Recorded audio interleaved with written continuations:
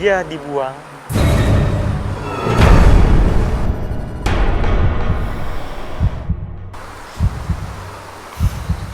Dibuang. Dibuang kenapa?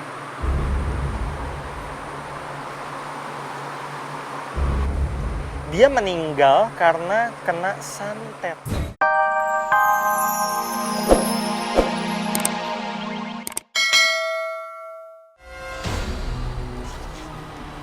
Tepat di belakang kita sekarang ada sosok hitam tinggi besar. Di situ. Seluruh badannya berambut hitam dan rambut kepalanya itu panjang segini. Dia bertaring dan liurnya menetes. Itu yang sosok yang hitam tinggi gede itu ya di situ. Ada dekat situ soalnya. Kalau emang dia mau nongolin ya kayak gitu. Liatin matanya dulu, gede kayak motor gimana sih? Merah warnanya. Ini emang singgasananya dia di atas pohon ini. Kamu ini siapa? Hei.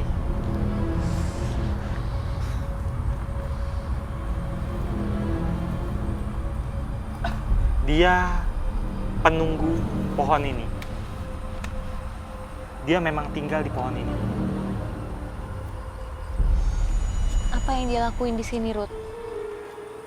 Ia beraktivitas selayaknya penghuni benda atau pohon lain. Jadi dia memang area dia itu bergeraknya sekitar pohon ini.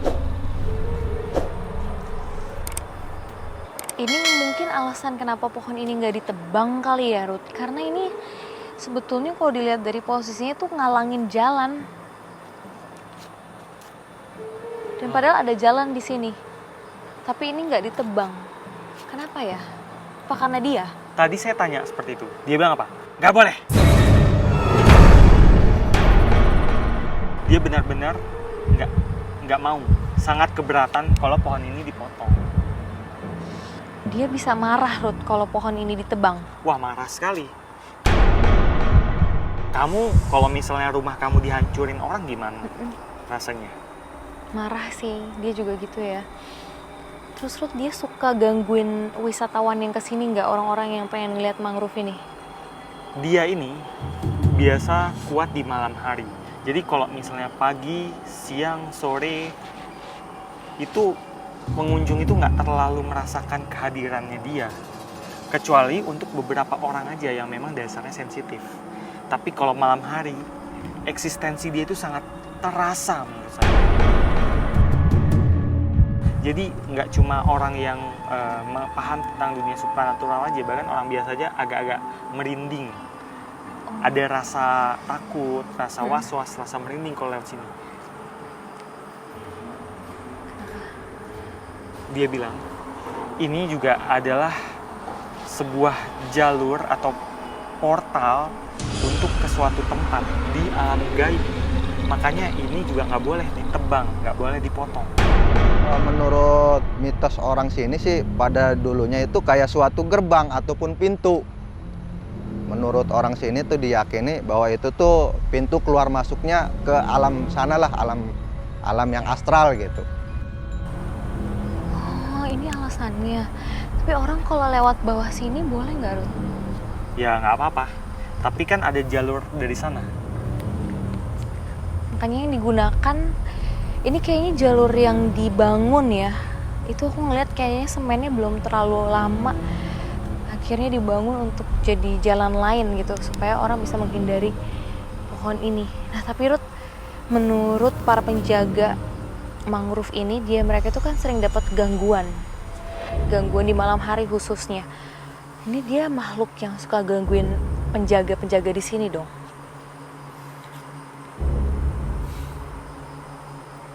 Iya. Dia ngaku memang dia juga kadang suka jahilin petugas, terutama petugas yang lewat sini. Dan dia yang paling berkuasa, Ruth. Bisa dibilang salah satu yang terkuat, tapi bukan yang paling kuat. Ruth, tapi kalau aku lihat pohon ini kan udah besar banget ya. Pasti usianya juga udah tua. Nah, makhluk yang ada di sini usianya berapa?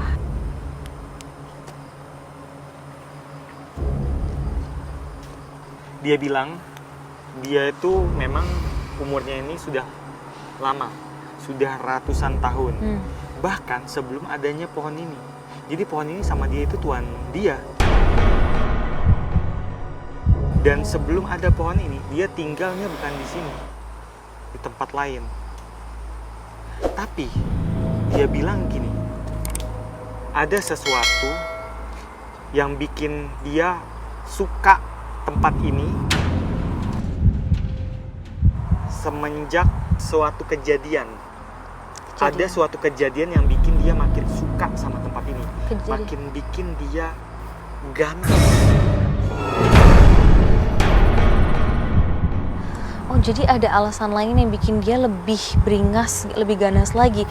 Apa? Tapi apa, Ruth? Kejadian bisa kamu tanyain nggak?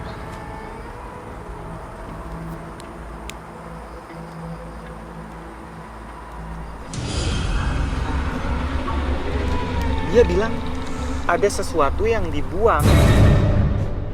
Ada sesuatu yang dibuang. Dia bilang kayak gitu. Iya. Buang apa? Di mana? Apa yang dibuang?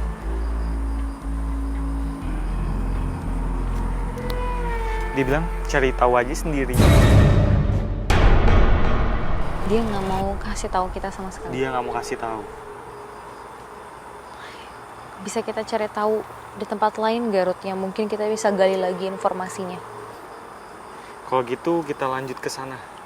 Tapi nggak apa-apa ya, kita Lewat tempat itu, lewat jalan itu mungkin. Oke, ya lewat situ aja deh. Aku juga nggak berani lewat sini. Teka-teki perjalanan mulai terkuak. Kami pun melanjutkan penelusuran dengan beberapa informasi yang didapat guna menuntaskan rasa tanya akan peristiwa kelam yang pernah terjadi di tempat ini. Sana. Ke arah sana.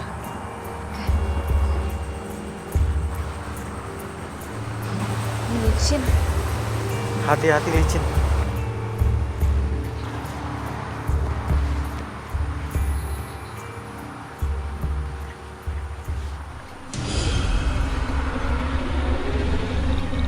Nah, Kenapa?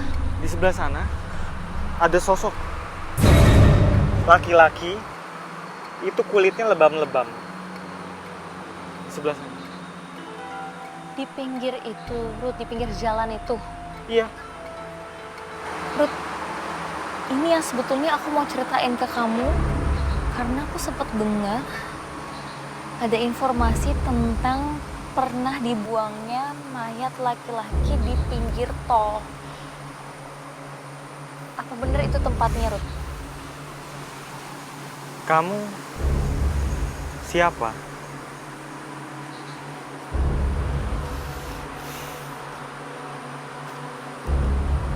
Dia dibuang.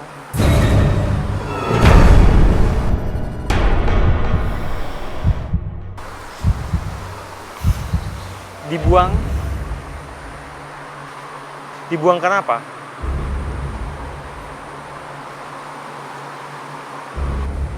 Dia meninggal karena kena santet.